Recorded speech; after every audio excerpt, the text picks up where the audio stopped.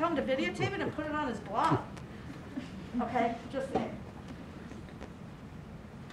Invite elected officials to join you. Let's say you are in, how many of you are in the College of Letters and Science? Raise your hand. How many of you are in College of Professional Studies? Okay. How many are you in the CNR, TNR? Okay, look at that. All right, so let's say that you are, let's say that you are learning about a certain forest disease that's prevalent in our area, or about to come, an important thing that will affect our health of our forests. You can invite the local city forester or the local mayor or the local county supervisors on certain committees that have relevant connections, like parks, to come and join you and see who comes. They just have to get it announced as a public meeting and teach them, show them, and see what happens from there. Great opportunities to make phenomenal things happen. Shadow them. I had students that shadowed me in my office. Some were high school. I also had different, like university type intern projects and things I supported. You use them. Use us. I mean, if I was still in office, I'd say use me. Okay? Use us. We need you very much, and you need us. And all of these experiences continue to build your own life story, so that will make you much more apt to be ready for some next actions in your life.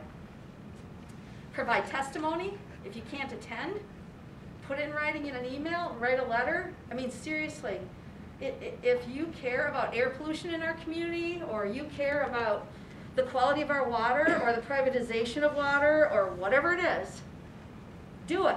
It's powerful. I had a 10-year-old that did verbal testimony at a county board meeting. If he can do it, and he changed the tide of the answer about what would happen with our library because he did. Someone just coached him a little bit, and he stood up and he read it. That's it, y'all. You have 3 minutes. I think we can handle this. Okay? And then volunteer on political campaigns. That's a big one.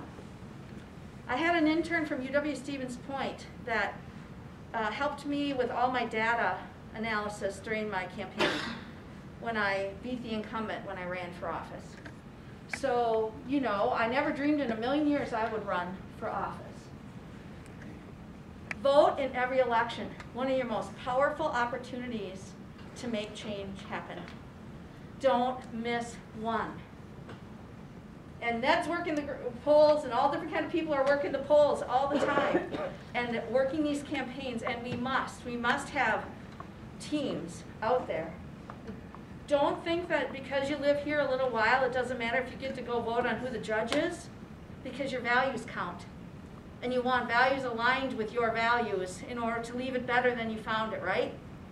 So please, every election, find out now for April what's going to happen here, all right? And run for office. Like I said, I never dreamed in a million years I would. Not in a million. And I didn't have a political science major or something, but I had an environmental action major. Environmental ed is what we called it, but I specialized in action, all right? So, don't put it beneath you. All we did is we knocked on 3,000 doors, because we had a team.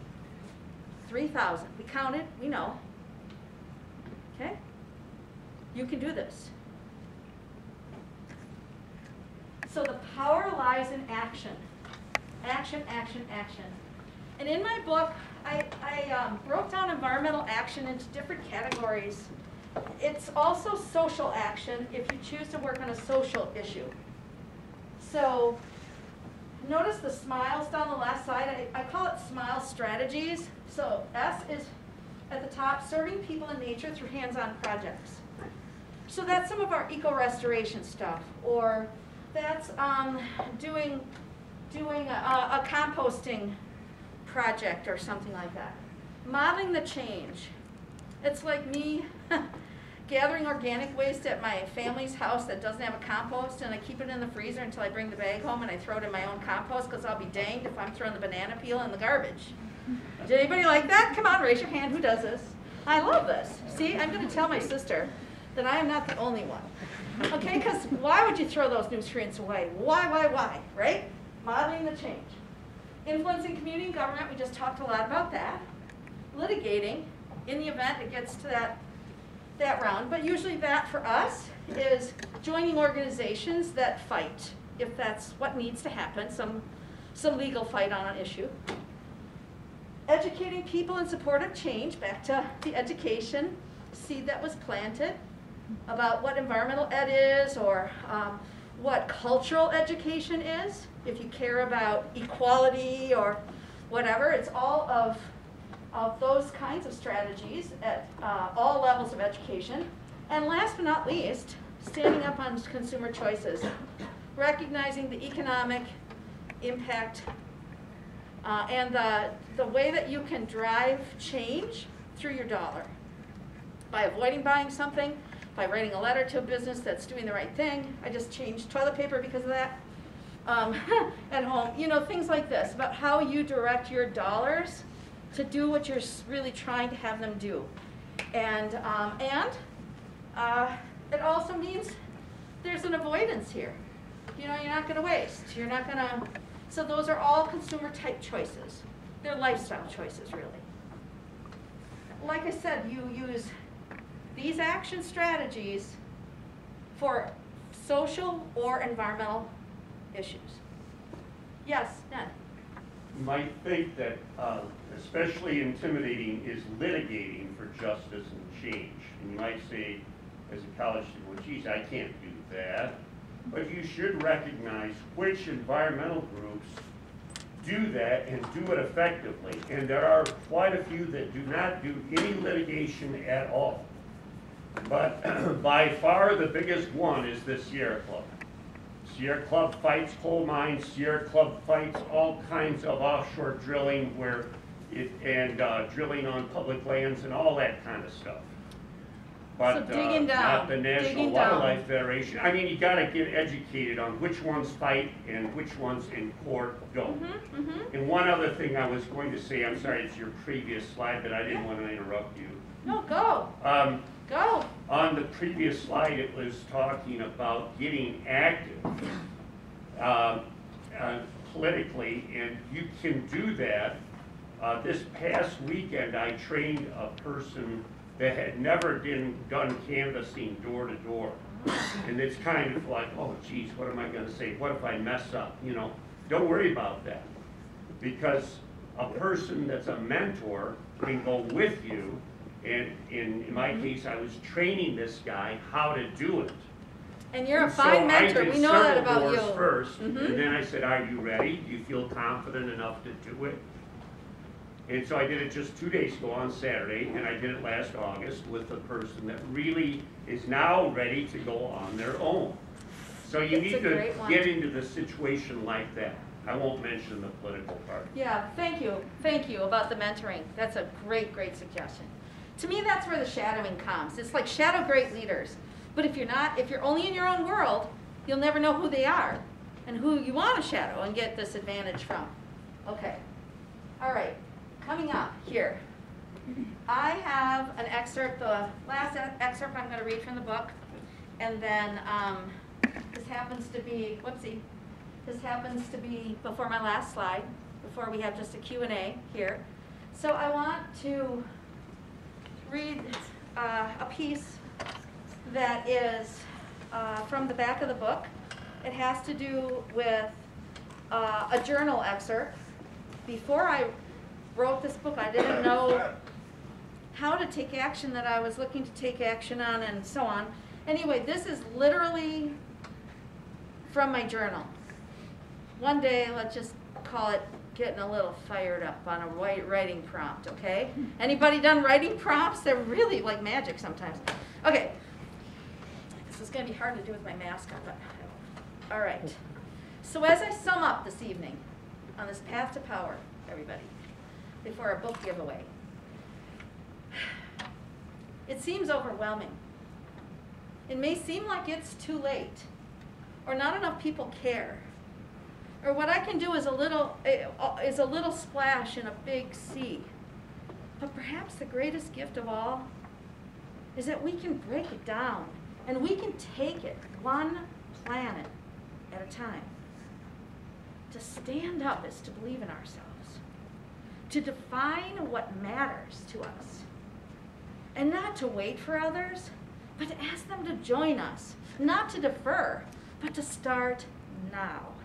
To understand that no matter what, no matter where I live, no matter what my own situation, I am a citizen of planet Earth. And together we, empowered citizens of this planet, can turn the tide. We can take back our rights to the freedoms of clean air and water. We can reconnect with our natural world, where love and life grow, and develop environmental ethics in our children.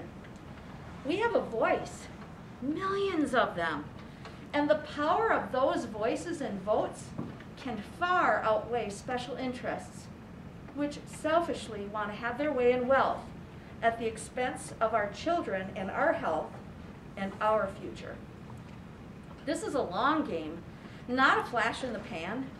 On the way to feeling empowered, we have to overcome our own demons like I'm not enough, or I don't know enough, or my actions won't matter.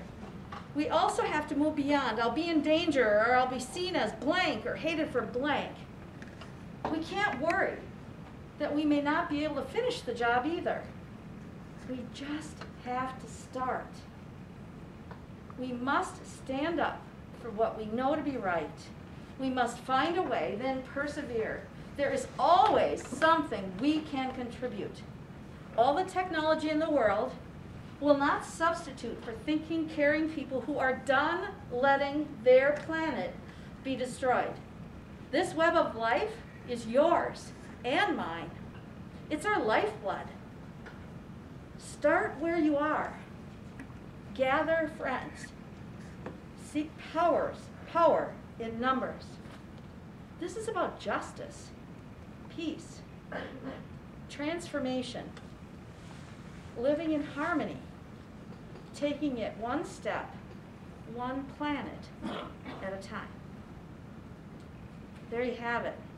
That's what this book is all about. That's what the rest of my life will be all about as I continue to work forward, move forward on this. And so I hope that if there is something I can do to help you in your cause, to help you get your feet on the ground with whatever that is, to help connect you with people, such as a couple of these from our community who are here tonight, who are very upstanding people, that I can link you with, because it can help you and lead to a better future for you and others around you, I'll do it. All right? I promise you, I will do it. And so if you would like to be in on the lottery here tonight, they're going to choose a couple of random students, and we'll give away these books. If anybody else wants one, they're available at Schmeekley Reserve. That's your campus location. Otherwise, there's some other places. The ebook is on Amazon, for example, and Barnes & Noble, I believe, has it as well. And then otherwise, here's my contact information, and my website, bluespring.life, has resources. For example, you'll be able to pull out the Courage and Confidence self-assessment again, take it again in your future, find out how numbers change as you grow, which is kind of exciting. There's also chapter 4, a sample chapter 4 is all on the website. This is the SMILE strategies, okay, those action strategies. So you can already look at that, and maybe you're preparing something with your own student organizations or a project for school, and you want to be able to zero into it and see which strategies you should line up that seem right for whatever you're seeking to do. That could give you a good resource right online there. And the book already is global. I just want to tell you just a little bit about it. I was looking for a way to serve beyond my public office and all my experiences, like local, state, national, international. I was like, who has that? I'm really lucky. So let's give it back. Let's help people do something with what I've had this opportunity to gain in my life, okay? And so anyway, this book already is co-written with my colleagues in Germany. And I know some of you may go to the European program. I run that program. I had run that program one summer for the European program for the College of Natural Resources. But anyway, my colleagues there wrote the afterword. So, and you're going to read stories here about it. You're also going to read stories. It starts out with Schmeeckley Reserve and the Father of Earth Day. I'm not going to give away what it is, but my one-to-one time with the Father of Earth Day. The other thing about this book is, not to mention that the artwork was done by a former professor here on campus in environmental ed, who's an artist full-time now, but the cover was done by a Pakistani artist. So I already had 3 continents represented, which makes me excited because it's our whole Earth home, right? And it's just a cool fluke that he did the Earth eyeball thingy here, and it featured Africa. And then when you look at the artwork in the book and online, you'll see the colored artwork. You'll see that Dan Civic happened to include an Earth bubble, an Earth-shaped bubble in the air on the artwork. And it showed that same African perspective on the rotation, which is like this coolest synchronicity. So just honestly, tell me how I can help. I'm here for you, and I'll stop talking. I'll listen to whatever questions you have. But let's pick the 2 books first. And then anybody that has to go, you can go. And I'll stick around however long people are needing to have questions answered or wanting them answered. Drum roll.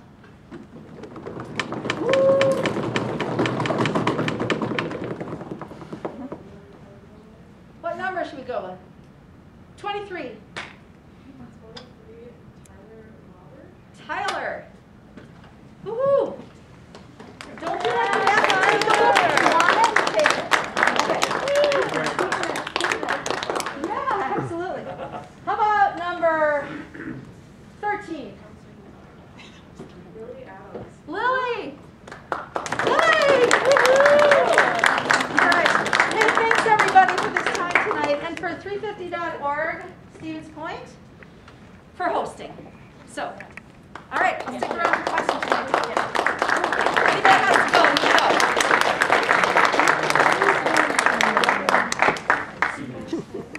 all right, any questions anybody has? Otherwise, you can also ask on a personal level if it's not in front of a whole group, which is great. Yes, sir? 2 people, one person from your generation and one person from our generation. Oh, one person from my generation and one person from yours? Okay, alrighty. Well, I'll say one person from your generation really quickly that inspired me. I think Molly McGuire over here inspired me by the fact that she was volunteering for a local organization, and then she came up to me and said, hey, maybe you can speak on campus, and then she organized it with her colleagues. So that's one. And then from my generation, I think, wait, before people leave real quick, can I share something just for a moment? So this Friday, 3:50, we're hosting a fossil fuel divestment march. So basically our university is investing in fossil fuels in our endowment. And so as students, we're advocating against that, and we're working with students from across the state for that. So you can meet at DeBow Field from 3 to 4 p.m. if you'd like to participate, but I just wanted to share this for everybody, and you can learn more by finding 350 Stevens Point on Spin. Superness, superness. So thank you everybody for coming. And for my generation, well, close enough, it's my dad. Sorry. An average everyday father who taught his daughter to love the earth. Thank you for asking. Great question. Other questions or comments? Anybody? Yes. What made you decide to run for office? Okay, one day after having worked in county government, so I knew all the departments. I'm a professional grant writer, and I had worked with a whole boatload of departments from the inside out. I thought, I can do that. And then I talked with a couple of key leaders from campus, and once I said that, they're like, well, I support you, like right now, so let's get oriented. And so I formed a team. That's it. The rest is history. Yes, Bobby? And then I'll go over here. Going back to your slide about appearing at meetings and during a presentation, I have an idea I'm going to pitch to the officers, and you could maybe help. A presentation to the county board, Portage County Board, 12 minutes max, because people don't have much attention span, on the issue of developing regional mass transit for the northern part of the state that is powered by renewable energy. What does that do for us? Well, besides cutting carbon emissions, cuts down the amount of petroleum being used because we're a petroleum importing state, and would also probably, for low-income people, make it a lot easier to get to a job, because a lot of people have to turn down a job offer because they don't have the means of getting there, right? So this could be done like early in the next year. So if folks want to, just to continue to move on with questions, so if folks want more information about a potential idea like that to present to the county board, then Bobby will be your key, and I can get you connected with him, and I can give you advice on how to do that.